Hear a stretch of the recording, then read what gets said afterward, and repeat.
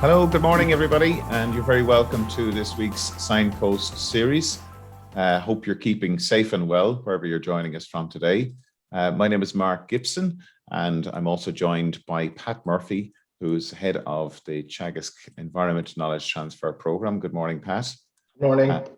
And just to remind everybody that today's series is brought to you by Teagasc in collaboration with Dairy Sustainability Ireland, Food Drink Ireland, SkillNet, and also the National Rural Network. So in response to declining bird populations, the Irish government has declared a biodiversity emergency. So today we're going to discuss birds of conservation concern, and I'm delighted to be joined by Dr. Anita Donaghy and Oonagh Duggan from Birdwatch Ireland, who are going to discuss the implications of these declining bird populations. So if I could ask Anita and Oonagh to maybe switch off your camera, switch on your cameras, and we should be able to see you on screen there. Perfect. You're both very, very welcome to the Signpost series. Good morning, Anita. Good morning. You're joining us from a beautiful part of the country. Yes, I'm in Donaghy this morning, Mark. So yeah, lovely day here actually. So Great. Nice to be with you. Thanks, Anita. And Oonagh, good morning to you. Where are you joining us from today? I'm joining from Birdwatch HQ in Kilcool, County Wicklow. Very good. Well, good morning to you. And Pat, all down in Wexford this morning? Yeah, sunny southeast is living up to its name this morning. Right. So we've all corners of Ireland covered today. So really looking forward to today's discussion. Anita, you're going to give us a presentation in a moment, but maybe before we do that, if I could just ask you about the work that you're doing in Birdwatch Ireland, in your area of conservancy, your responsibilities and so forth. Okay, thanks, Mark. So yes, I'm the assistant head of conservation in charge of species and land management. So most of my work is related to the practical implementation of work on the ground for a range of species, from seabirds to breeding waders, and also includes our reserves work. So quite a lot of work going on for us at the moment. That's mostly where I'm involved at the practical delivery end. So yeah, that's what I do mostly. And Oonagh, you're working on the policy side of things within Birdwatch Ireland. I know you were sitting on the agri-food strategy working group, if I'm right on that. No. You're feeding into it. I wasn't. So I work on advocacy for Birdwatch Ireland, and that means trying to get through to decision makers and to the wider public, I suppose, everybody, about the importance of protecting and conservation of bird species, but also for healthy ecosystems. So that includes, I am the environmental pillar, one of the two environmental pillar representatives to the CAP Consultative Committee, but I'm also on the steering committee of the environmental pillar and Stop Climate Chaos as well. So would feed into other processes in that way. But just to say as well, Birdwatch Ireland has 15,000 members nationwide, with 25 branches all around the country. We have offices when they're open in Letterkenny, Belmullet, Banagher, and in Galway. So we're the largest conservation NGO in the country for biodiversity. Brilliant. Okay, well, what we'll do is we'll go straight to the presentation, Anita's presentation, and we will take questions afterwards, and really looking forward to the discussion after the presentation. So please do use the Q&A tab at the bottom of the screen if you'd like to ask a question of Oonagh or of Anita. And we'll also to remind you that there is a live transcription facility. We just switch it on now for those of you who would like to be able to just to view the screen and rather than having your audio on. And today's session is being recorded, and the presentation will be available on the Teagasc website afterwards. So Anita, that looks good. So we'll hand over to you.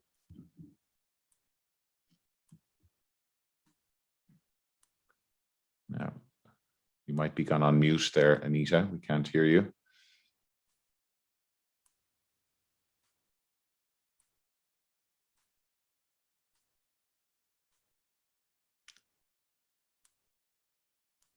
You might need to go up to the very top of your screen, I think, just to unmute yourself.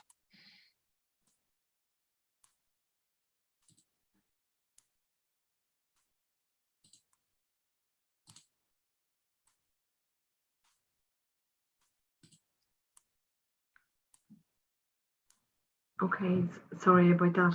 Can you hear me okay? That's perfect. That's Right. lovely. Thanks, Anita. So just I can bring my presentation up here.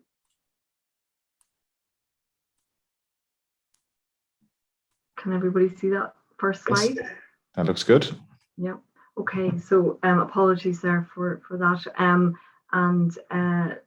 As I said earlier, my name is Anita Donaghy. I'm the Head of Species and Land Management with Birdwatch Ireland. And today I'm going to talk about birds of conservation concern in Ireland, or BOCI 4 as we call it, which is the fourth assessment of the status of birds in Ireland. And we've done 4 assessments. As I mentioned, the first one was in 1999, and I was the co-author of that report. And we've done them about once every 7 years since. So this is number 4. This is BOCI 4. Sorry to interrupt, Anita. If you could move a little closer to the microphone. It's just sorry. Faint. Yeah, Thanks. Is that better? It's a bit better, yes, thanks. Yeah, okay, thanks. So this is, as mentioned, the 4th assessment of the status of birds in Ireland since 1999. We've done them about once every 7 years since then. And before I go on to talk about the list and what we found, I think it's just important to remember that birds are indicators of our wider environment. They are one of the best studied groups of organisms, as well as being very visible. Because of this, they are an excellent barometer of what is happening to our wider biodiversity. And I think we're all very aware of the fact that a healthy ecosystem has a variety and abundance within it. It provides vital ecosystem services such as pollination, water purification, and carbon storage. And these in turn are building blocks for life, food, water, clean air. And so declines in bird populations are barometers that we should pay attention to, as they represent really wider changes that are occurring in our ecosystems. So I just wanted to make that clear from the start. So a bit more about the assessment then. It's a scientific assessment carried out by Birdwatch Ireland and our sister organisation in Northern Ireland, the Royal Society for Protection of Birds. We base it on data from a variety of different bird studies and monitoring schemes that are happening across the island of Ireland. And we use standard quantitative criteria, which have been applied at a global, European and national level. And within Ireland, we also assess historical decline. We assess trends in bird population size and range, as well as other criteria. So all of these different criteria feed in to the assessment to come up with the list. So we use a traffic light approach. There are 3 lists: the red, amber and green lists. And obviously the red list are the species that we are most concerned about. These are the species that are undergoing severe declines. And we class severe declines as a decline in range or population of greater than 50% over the last 25 years. Species that are on the amber list are experiencing more moderate declines, for example, in the region of 25 to 50 to 49% over the last 25 years. So these are the species that we want to look out for. They haven't made it onto the red list yet, but they are species that we want to watch really. And then the green list are those species that don't meet these criteria and are species that we're not currently they're not currently of significant conservation concern at present. So in this fourth assessment, Boccy 4, 211 bird species that occur in Ireland were assessed, and what we found was that 54 of these species are now on the red list, which is 26%, just over a quarter of all of the species which occur in Ireland are now on the red list. A further 79 or 37% are on the amber list, and collectively together that makes 63% of species on the red or amber list. In other words, they're species that are in trouble. Most of these are in trouble in Ireland, so they are declining in population or range in Ireland. Some other species are on the red or amber list for other reasons, possibly because they are declining in Europe, and Ireland holds an important proportion of their population. So the species that are on these lists are species that we really do want to take measures to protect. So 63% of the species that we have in Ireland being in trouble is basically, put simply, the worst status report of all the 4 Boccy assessments. And this is obvious when we look at the numbers of species that are on the red list. In the first assessment back in 1999, there was 18 species on the red list, and now that has jumped to 54. So the red list is getting longer, the green list is getting shorter, the amber list is also getting shorter, but that's mostly because more species are moving from amber to red rather than from amber to green. So trends are all going in the wrong direction, unfortunately. And so if we look at these lists in a bit more detail, I'm going to talk in general about the list, but I am going to focus on farmland species in a few moments. I just want to give you a flavour of the species that are on these lists. So on the red list, as we mentioned, there are 54 species. 17 of these have been added since the last assessment, since Boccy 3, and 3 species have moved directly from the green list to the red list, which is quite unusual. And these 3 species are redwing, curly sandpiper, and purple sandpiper. And for the other species that are on the red list, of those 54 species, they occur across a wide variety of habitats. So these are some of the species here on this slide. You can see, and some of these will be well-known, familiar species to everybody. So puffin, for example, is now on the red list, as is razorbill and eiderduck as well. And the bottom 2 species there, kestrel and snipe, which are species more associated with farmland, they are now new to the red list. So it's across a range of habitats that species are being added to the red list, not just farmland.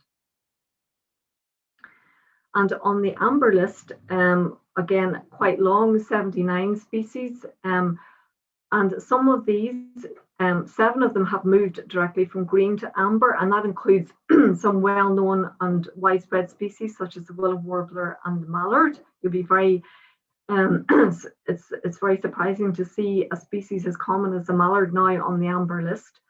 And also on the amber list are species such as kingfisher, which has been on the amber list on all 4 assessments, and it's moving ever closer to the red list. So in this assessment, Boccy 4, kingfisher is still on the red list because the population decline is 45%. Once it reaches 50%, obviously it will tip over into the red list.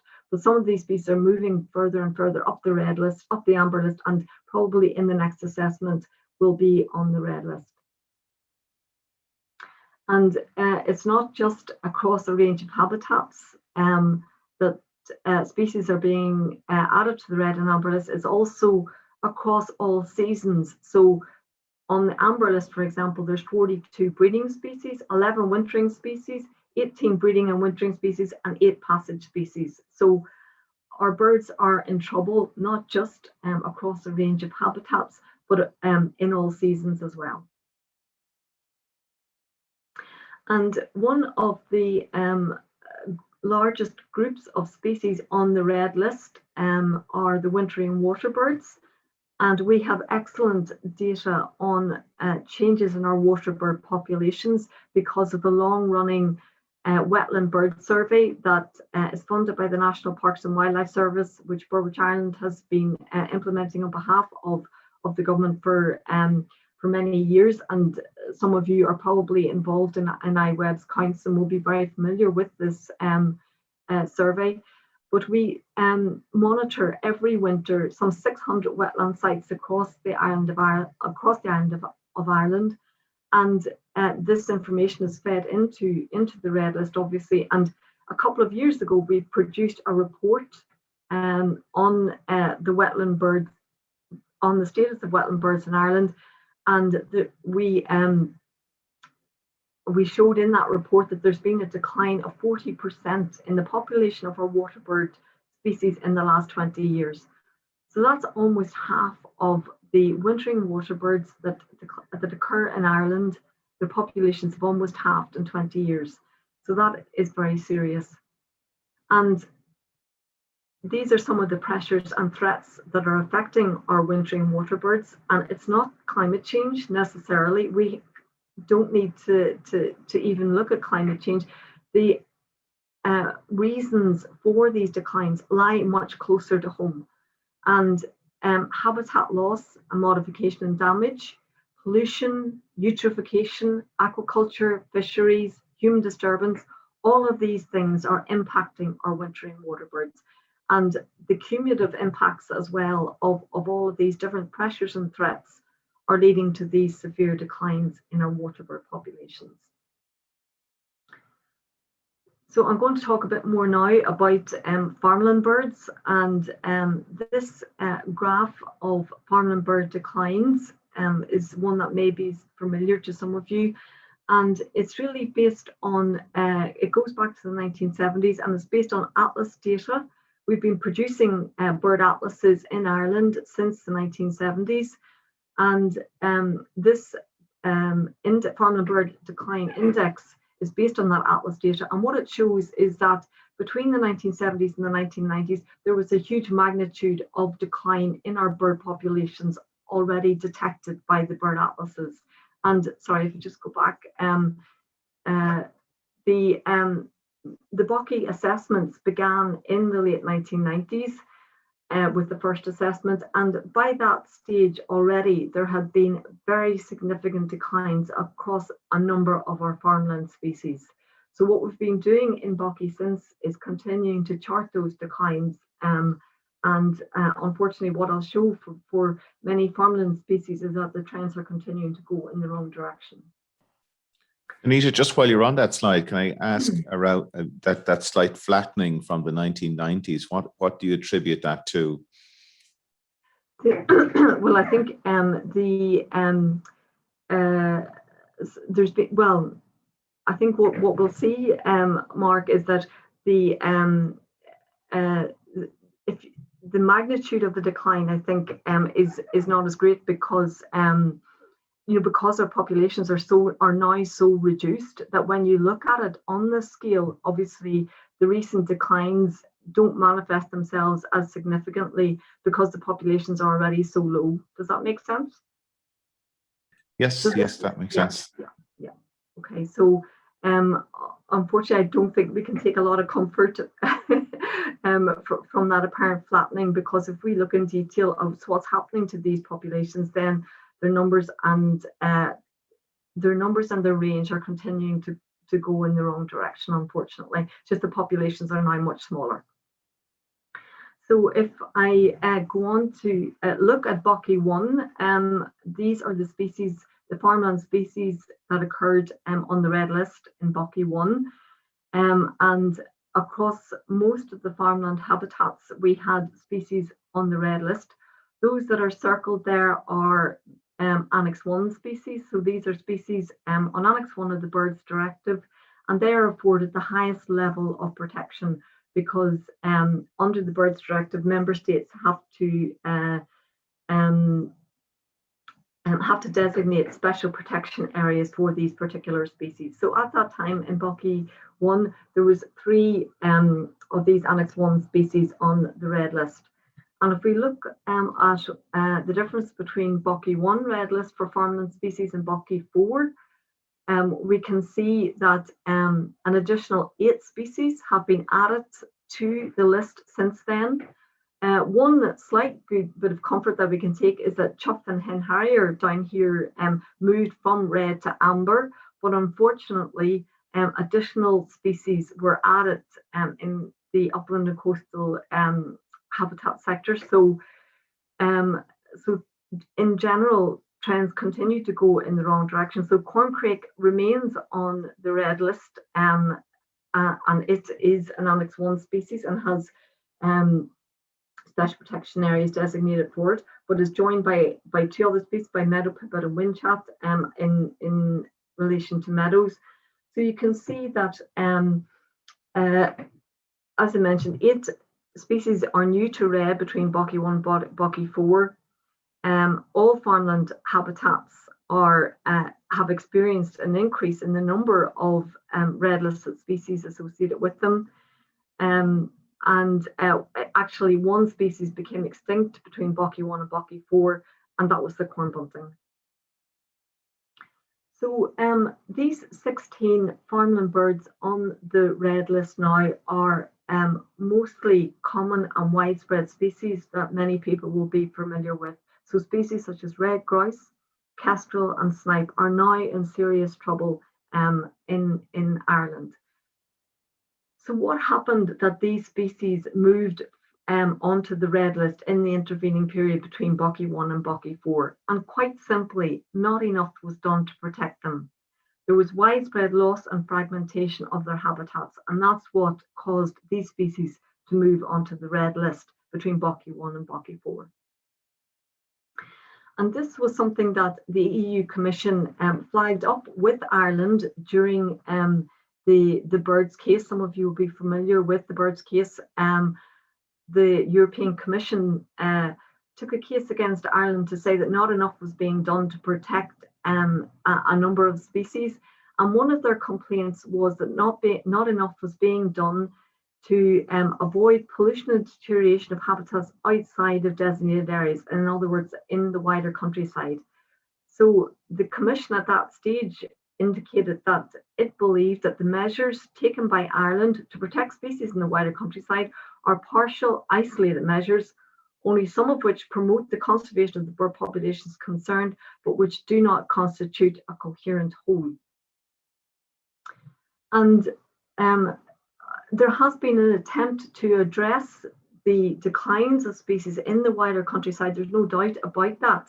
And successive iterations of agri-environment schemes have become more targeted at these farmland species, these wider farmland species, but unfortunately, they have not been able to halt or reverse the decline of these wider countryside species. And whilst on the one hand, the agri-environment schemes have been attempting to protect and restore farmland birds, other aspects of CAP measures, including land eligibility rules, the production supports, and other measures such as TANs, they all continue to drive further biodiversity loss and are working against some of the gains that have been made from agri-environment climate measures.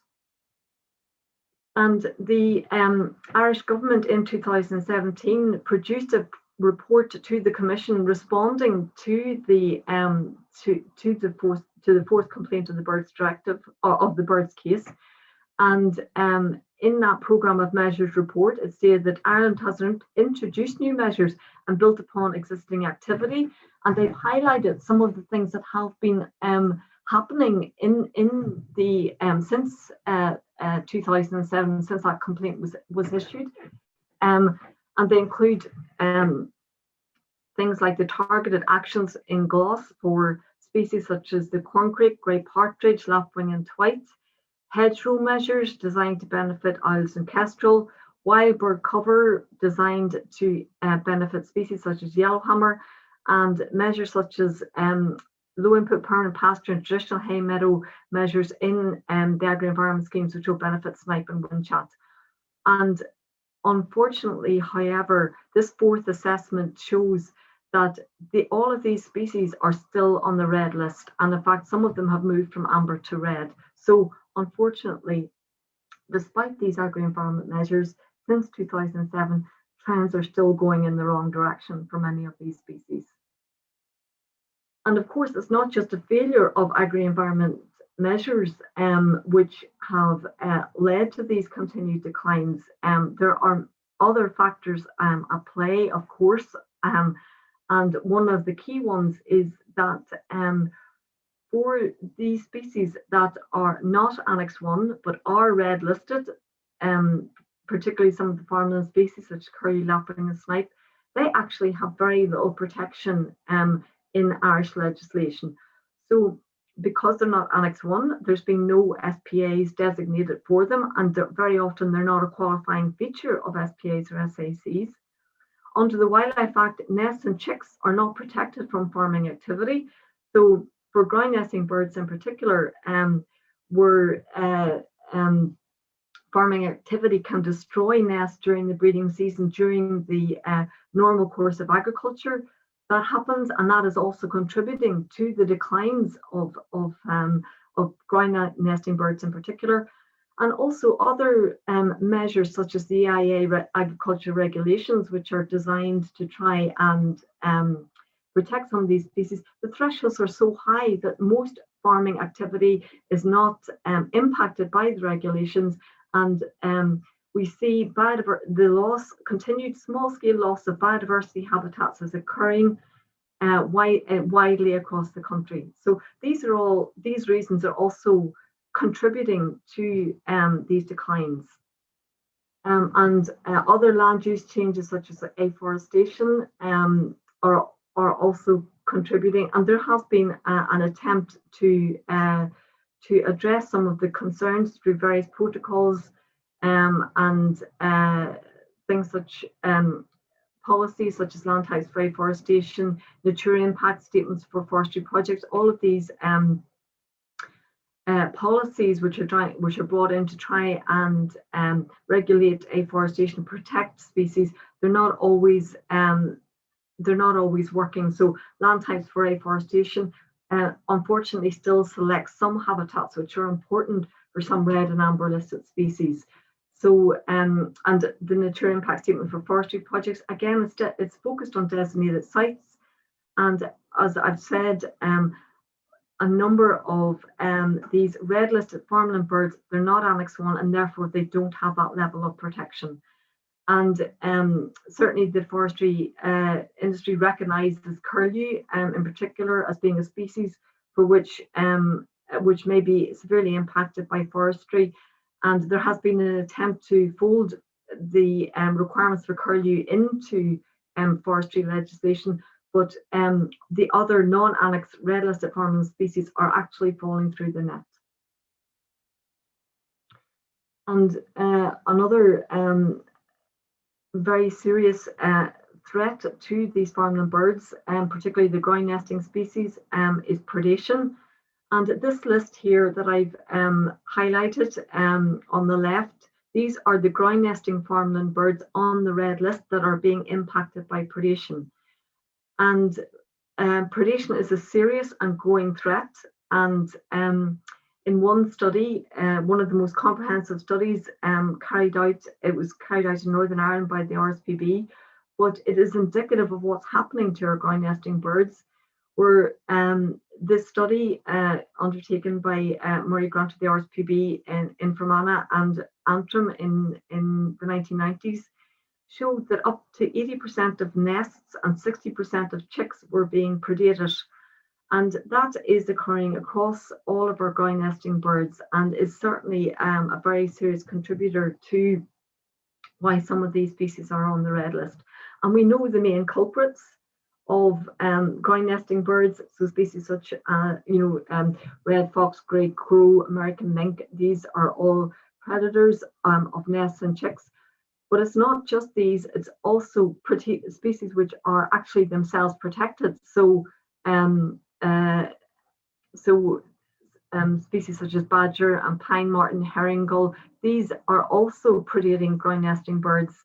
the chicks and the nest of ground nesting birds, and as I say, these are themselves protected. So it's a very serious challenge to try and address the impacts of predation, and current land use policies such as afforestation and intensification. These together will lead to a greater abundance of these generalist predators in particular, such as foxes and crows. In addition, nests are becoming more accessible because of fragmentation of habitats. So the habitats where these species are nesting are becoming more accessible because of fragmentation to these generalist predators. And all of these things are working together to drive further declines of ground nesting birds. So are there any solutions to the problem of predation in particular?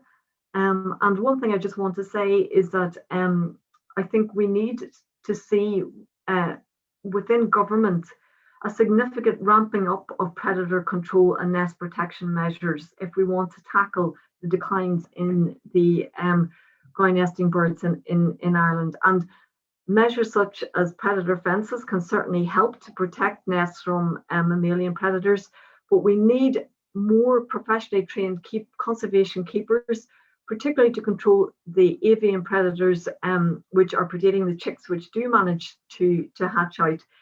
And there are initiatives such as the Curlew EIP, which are training farmers to do predator control.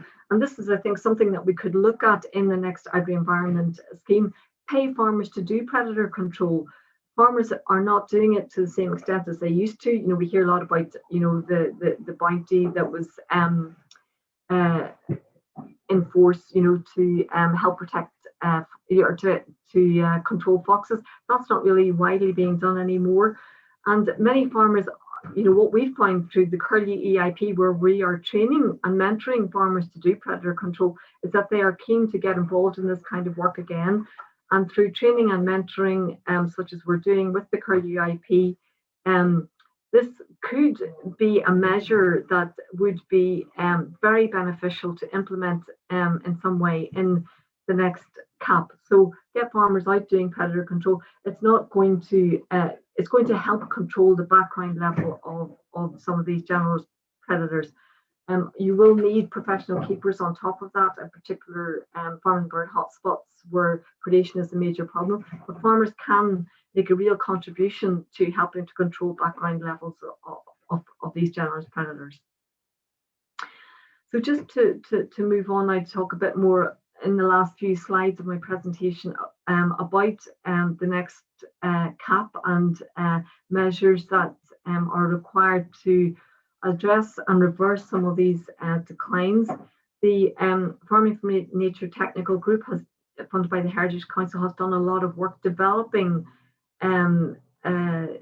proposed measures that will start to address some of the declines in our farmland biodiversity. So, and what we are advocating for is this tiered approach where there is enhanced baseline conditionality and then more and more targeted measures being implemented in the more and more focused areas, in these areas of farmland bird hotspots and farmland biodiversity hotspots, that that more and more targeted measures are applied within the hotspot areas. And there's been a lot of work done to identify the hotspots, the farmland hotspots, these areas of high nature value farmland. A lot of work has been done to map these areas, and these are the areas where CAP supports for biodiversity need to be focused. And I think one of the things that I want to make it very clear is that in order to reverse the declines in our farmland birds, and therefore in our farmland biodiversity, we need landscape scale restoration. So we need to try and protect and restore some of these habitats if we're ever going to reverse the declines in species such as curlew, lapwing, snipe, kestrel. These species require landscapes, not just bits and pieces of biodiversity on farmlands, but they need we need to restore landscapes and restore ecosystems at the landscape scale. And some of these areas that are shown in this map are the high nature value farmland areas where these CAP supports have to be targeted. And there are some very promising initiatives. The EIPs, which the department is co-funding with the European Union, which focus on a range of biodiversity, climate and water issues, and they're adopting this local collaborative approach, and they've developed a suite of mostly small-scale targeted solutions to some of our most pressing environmental challenges. And these are the kinds of things that we really need to see ramped up and better funded and implemented more widely in the next CAP. And so these initiatives, such as the EIPs, in the next CAP, they must be of sufficient spatial scale. They must allow for nuanced management. They must provide for ancillary measures such as capital works and advisory supports. All of these things, the EIPs are showing that all of these things, if they are in place, can really start making a difference. But they must also be financially attractive enough for sufficient numbers of farmers to join them to try and start implementing this landscape scale restoration. So, and I think that is a huge challenge. There's no doubt about it. And unfortunately, I think for for the agri-food industry, I'm not sure to what extent they're recognizing the challenge that that these assessments such as BOCI 4 are highlighting. And whilst we are hearing things such, the draft agri-food strategy to 2030, has important goals such as restoring, enhancing biodiversity, and indicating that 10% of biodiversity, that 10% of farms will be targeted for biodiversity, and that's great and it's really important. But let's not kid ourselves here. That's not going to deliver the landscape scale restoration that's needed, especially not if the other 90% continues to be intensively managed. So I think that's a very important point. And unfortunately, I think there's indications that the aim is to continue the competitiveness and the intensification of farms. So goal 1 is to improve the competitiveness and productivity of primary producers, which I think on the one hand indicates that as far as the agri-food strategy is concerned, very often it's going to be business as usual. And we want to see a much, if we're going to start to see some of these species being restored and enhanced, something has to change. And the United Nations has designated the decade of 21 to 2030 as the decade for ecosystem restoration, and that's really what we need. And I think just to finish up, the scientific consensus is clear. If we do nothing, our planet's natural cycles are going to be affected forever. So it's very clear something has got to change. So thank you for listening. Thank you very much, Anita. Some sobering figures there within your presentation, and nice to see, though, that there are some solutions there. I think it's really, like you describe, a landscape approach that is needed. Birds don't differentiate between land parcel boundaries when it comes to choosing where they nest. We had a number of questions there specifically around the figures that we were showing on the barn owl, that there was some signs of increase of that population. Is there something that we can take from that or learn from that, or what might be causing that? You might turn on your cameras. You could turn on your cameras as well, yeah. And Oonagh, I could invite you back as well. Join the discussion.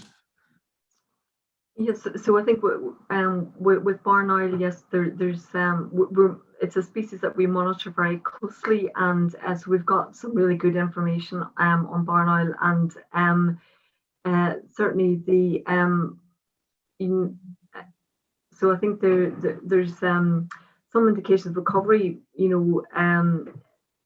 there's some expansion of some of its prey species occurring, and I think that's contributing to the recovery of barn owl. But it's not, I think, it's not really an indication that the wider landscape is being restored sufficiently to protect and enhance its population. So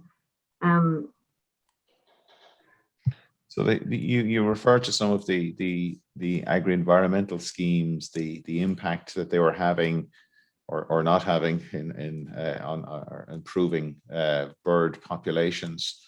What would you like to see happening in the next round of the Common Agricultural Policy to try and get that better joined up thinking at a landscape level, but indeed to tackle that? I know you mentioned about that predator control side of things, but I'm just interested on that. You mentioned it during one of your slides that forestation had an impact on predator populations. Maybe you could just explain that to us.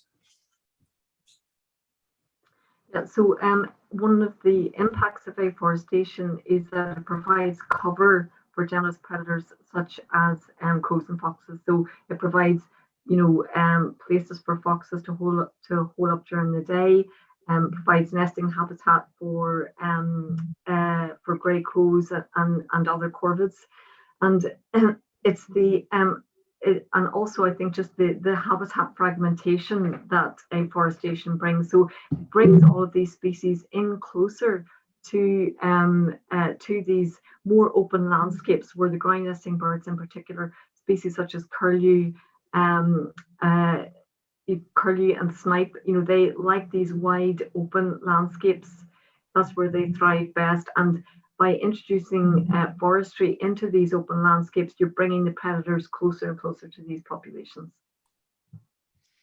Oonagh, if I could just ask you around this, I suppose, this general debate about, the economic drivers behind, obviously, agriculture. How do we change the dynamics here to actually favour rewarding farmers to produce environmental services, ecosystem services? Is there enough coming from the marketplace? I know there's a lot coming on its way from CAP. I know you have some thoughts on that. Thanks, Mark. Well, I suppose the question could be reframed as, what are the costs of not turning the situation around and of not finding solutions? Because it's not just, of course, that we're seeing that declines in farmland biodiversity, but we're seeing all the other indicators going in the wrong direction as well. And yesterday we saw the EPA reporting on ammonia emissions, as well as other national emissions that we're continually in breach of. So the CAP is, we're not exactly over the moon with what we've seen in the CAP so far. We feel like it's not as ambitious environmentally as it needs to be.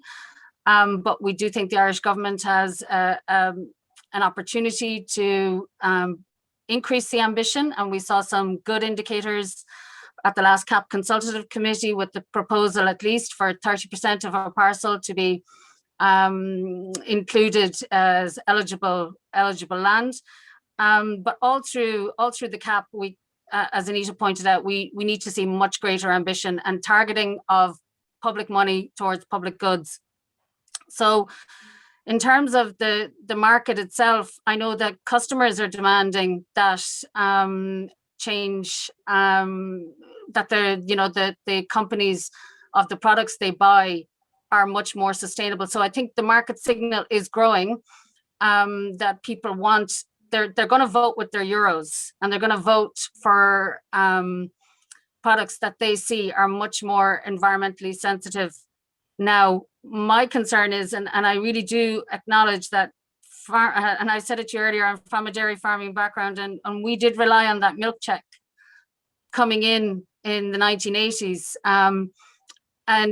So farmers are not getting enough for what they produce. So this is, I think, and there are increasing demands on them. So, you know, that I don't have an easy answer for how that should be turned around, but I really would like us to see a focus on, you know, and cutting production and focusing on much more high-end organic products. I think it would be an avenue for us. There is a market for this more high quality produce. And I'm not saying that the current produce isn't meeting standards and isn't of quality. I'm sure I could get into a load of trouble for saying that, but I mean that focus on less is more is what I would think is the way we need to go. And we know internationally, I mean, I know that we produce and export 90% of our produce and it goes around the world, but globally we're seeing we're seeing on one hand demand for products, but we're also seeing a growing push for much greater environmental ambition. And the youth movement around the world, I think, is pushing this, and it's very important. And to go back to the original thing I said, Mark, is what are the costs of not doing this? You know, I feel like we're robbing the future generations of their chance of a healthy planet, and that is we just have to take it seriously. Thanks, Oonagh. Pat, lots of questions coming through. Yeah, plenty. I'll just start with one directed at Anita. Should more agri-environmental scheme activity be targeted towards declining bird species that have relatively large populations, as opposed to the species that are that seem to be in terminal decline? Sorry, and maybe that's I'm reading the question, so don't blame the messenger on the use of the terminal decline. Yeah, that's that's an interesting question, Pat. And I think I would say that the agri-environment measures can do certain things, and certain other much more focused and nuanced measures may be required for these species which are, you know, regarded as being in terminal decline. And I don't know at what point do you say a species is in terminal decline. You know, currently you have 150 pairs, but Dunlin have only 10 or 20 pairs left in Ireland, you know, so we haven't got to the Dunlin level yet with curlew, so there is still, you know, an opportunity to try and save that species, and there's a lot of good work going in through a range of initiatives, not just the curlew IP, but also the curlew conservation programme, you know, by the MPWS, you know, which is working very directly, you know, to try and implement these small scale measures. So I think agri-environment schemes have a certain role to play, you know, and you know, other more targeted interventions may be required, say, by the National Parks and Wildlife Service through you know, through additional measures. So but I suppose that the tenure of the question was, I suppose, to look at those species that are in decline but not in serious trouble yet, and is there a need for more focus on those before they go down to a level of serious trouble? Oh, certainly, you know, I think there is. And I mean, what I would also say is that, you know, when you start to implement measures for farmland biodiversity, you know, that are targeted at a particular bird species, you know, a wide other suite of different groups of organisms will also benefit from that, you know. So, you know, measures, for example, measures for curlew, you know, will also benefit the other breeding waders, you know, and they will also benefit other species such as skylark, meadow pipit, etc. You know, species that are, are also declining, but not to the same extent. So, you know, I think it's, you know, I was certainly, you know, I think we do need to focus on the most endangered species. That's not always going to be an agri-environment measure, an agri-environment intervention, but this is where I think we need to sit down, you know, and work out what are the measures that are going to be most beneficial and deliver the most benefits. I think, yeah, there's definitely a serious conversation to be had around that. I'll give you two questions together. One is, how much damage will the dairy expansion, which has occurred over the past few years, do to bird populations in Ireland over the coming years? And do you genuinely think that this expansion needs to be halted or immediately reversed? And a second question then relates to farmers who are operating in relatively intensive situations. Are there things that they can do to support farmland birds? Yeah, so I think maybe I'll just take the second question first. Pat, so certainly, I mean, and I think this is, this is where projects such as the Bride project are so crucial in demonstrating that all farmers can take small scale actions that will improve biodiversity. So even on intensive dairy farms, there are things that farmers can do that will benefit biodiversity, and they may not be, they probably on these intensive dairy farms, they won't have the suite of really endangered species, because they'll already have gone, they're already no longer occurring on those intensive dairy farms, but other species are there. And there are measures that farmers can do to protect those species, not just the birds, but also but the other biodiversity, and to try and stop those moving further up, the red and amber lists. So without a doubt, there's many things that can do, and there are people who can talk much more authoritatively about this than me. But I would point to the Bride project as being a really good example of demonstrating how those dairy farms, intensive dairy farms, can still make a contribution. And can you remind me what the first question was? It was basically asking about maybe it's one that Oonagh might want to take in relation to the extent, the intensification and the I suppose the further growth of dairy. Yeah, I wasn't very clear in the question. Sorry, could you just? Okay, I have to find it again. Sorry. How much damage will the dairy expansion, which has occurred in the last few years, do to bird populations in Ireland over the coming years? And do you genuinely think that this expansion needs to be halted immediately or reversed? So, just in relation to the like an example of a bird that is, I think, showing declines relative to changes in the landscape in the last 15 years, like the kestrel has seen a 28% decline in breeding population between 2006 and 2016. Now, research going back to prior to that shows that it was starting to decline before then as well. So kestrel, I mean, that is, I think, a response to the changes in the landscape and more homogenization of the landscape. And that it's, and in particular for its prey species, which is small mammals. So, I mean, the overall declines that we're talking about are getting worse. So we're not seeing any recovery of the species where we saw catastrophic losses. So yes, I think that the intensification, we need to pull back on the throttle big time, not only for farmland birds, but to address the other environmental impacts, including water quality declines and greenhouse gas emissions.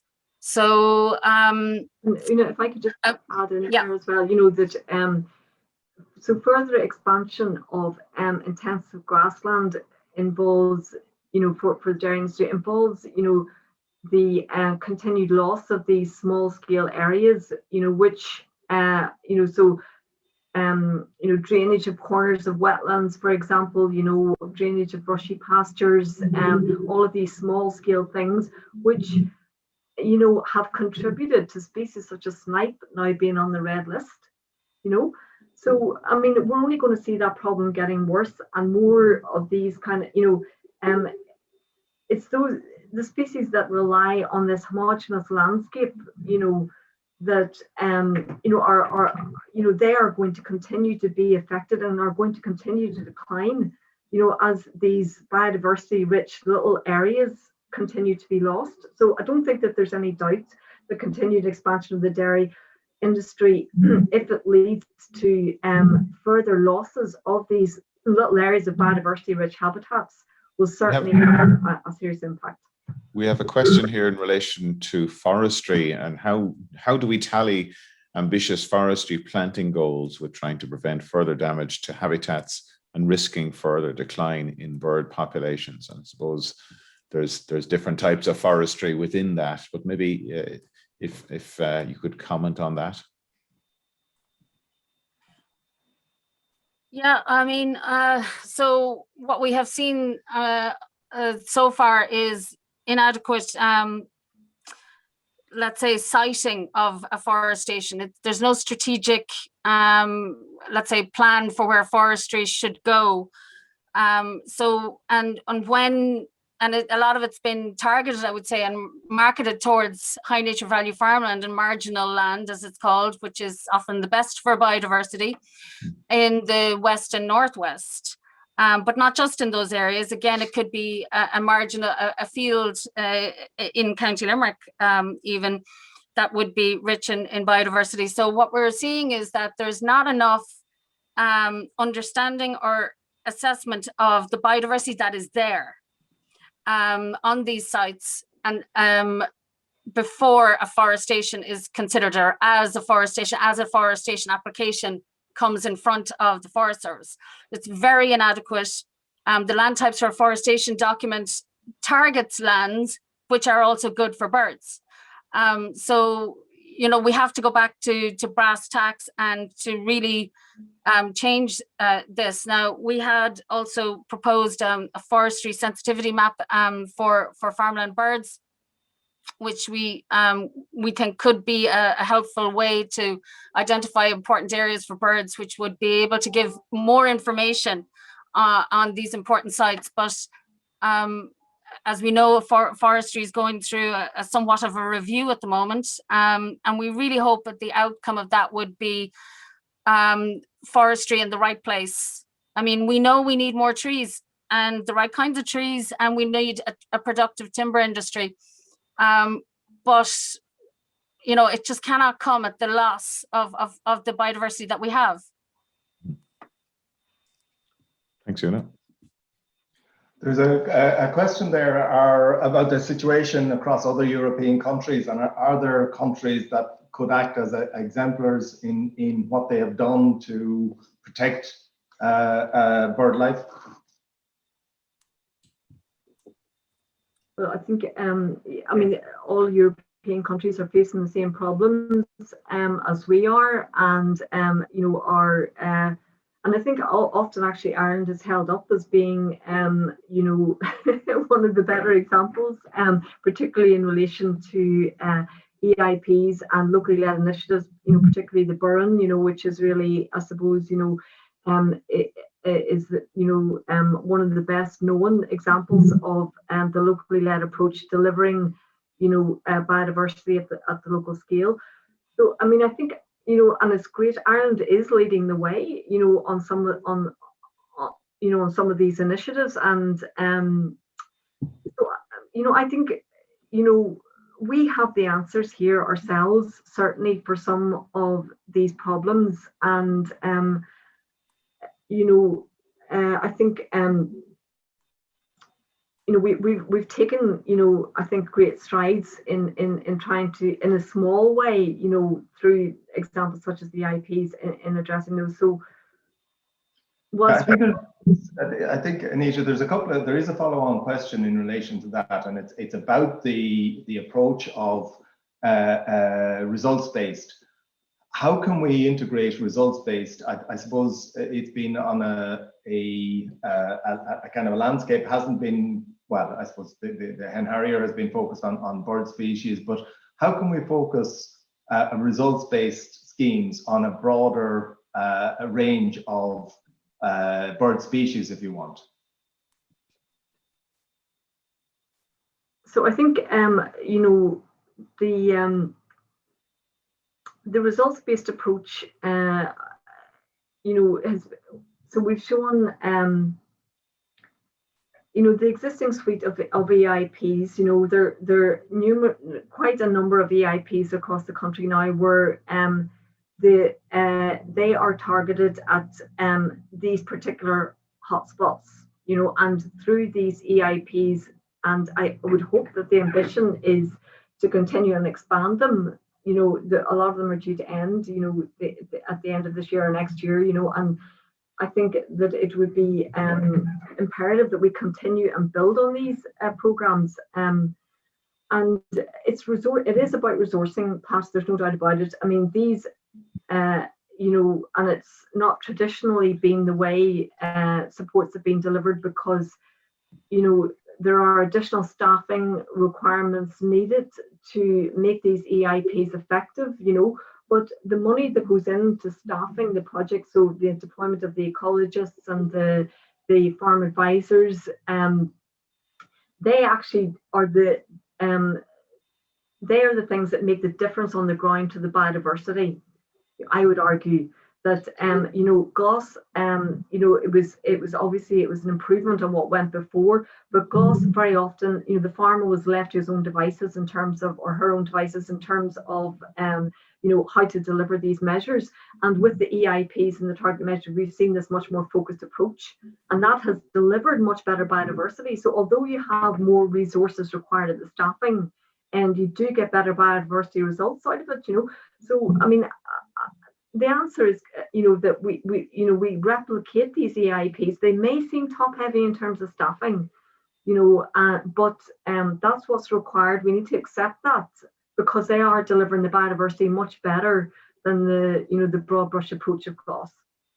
Question there in relation to I suppose, given the lack of trees in Ireland, the importance of hedgerows, and I suppose we've had quite a bit of focus in over the last year in hedgerows, but do you believe that I suppose, better management of hedgerows by farmers can contribute significantly to the aims of Birdwatch? Yeah, I think there's no doubt about that that management of hedgerows has a very important part to play, but I think what we need to be clear on is the type of hedgerow is very important, and an old hedge that's been there for a long time has a lot more biodiversity associated with it than a newly established hedge. So it's about the quality of the hedge as well. And I think the protection. Oonagh knows a lot more about this than I do. But it's the protection of these older established hedgerows which is going to deliver more in the way of biodiversity than the newer hedges. So I don't know if you want to add anything. They're certainly an important feature, but establishing new hedgerows in open landscapes isn't always a good thing either. So I don't know if you want to add anything, Oonagh. Well, obviously hedgerows are really, really important. But I suppose, the managing and the quality of the hedgerows is really key for a wide range of species. But also, I just think it's important to note that you can't replace an old hedgerow and the biodiversity value of it with a brand new, let's say, just whitethorn hedge. Having multiple species of native Irish provenance in a hedgerow, having it being diverse, allowed to grow tall and wide where supported and not going to impact farmers, this is really important, measure, and we really think that the EIA regulations in relation to thresholds and the removal of hedgerows have to be really seriously looked at, because there's inadequate monitoring of what's being taken out. We saw one report from the Hedge Layers Association saying that there was I think it was about 300 kilometers of hedgerow taken out in a 5-year period. I mean, if those are old hedgerows, we're losing a lot. And so I just think, we can't be robbing Peter to pay Paul either. Thanks. Okay, thank you, Oonagh and Anita. We're well over time this morning, but look, I'm happy to let it run there because it's really important conversation. So, Anita, thank you for your excellent presentation. and we will make that available to everybody on our website as well. I think for me, there's a significant training element here as well in terms of educating farmers and the wider industry, and how we can create that more enabling and supportive environment to ensure that we try and get to that stage, that landscape level approach. So thanks, Pat, for helping with questions. I'd like to thank our production team, Andy Boland and Yvonne Maher, for all their work in the background. And next week, we'll be speaking to Thomas Duffy, who's a dairy farmer and also past president of Macra na Firma. And Thomas is going to be giving us a farmer's perspective on biodiversity, emissions, on water quality and water quality. So this maybe other side of the debate, and so we'll let our viewers decide, you know, how can we can create some ground for the two to come together, because I think that's what really is needed for us all to be working towards achieving this these targets. So with that, and I think Mark, maybe a final comment, and I think it is very difficult to get in and look at the entirety of the problem in relation to the decline in birds and deal with it all in one topic. And it's maybe something we need to come back to and deal with on a landscape by landscape basis, and look at individual landscapes and what we might be able to do and what farmers might be able to do in those spaces. So I would look forward to, I suppose, continuing this conversation and maybe get a little bit more specific. And I think there's an economics dimension here as well that has to be addressed as well. How can we make that work for us as well to achieve the targets? So that, I think somebody commented there in the questions, we can't be green if we're in the red. So if farmers are in the red, how can they be green? And I think it's a fair comment as well. So we hope you enjoy the long weekend and stay safe. And we hope to see you next Friday morning at 9:30. Thanks again. Thanks again, Mark. Thank you for having us. Thank you. Thank you. Bye. Bye-bye.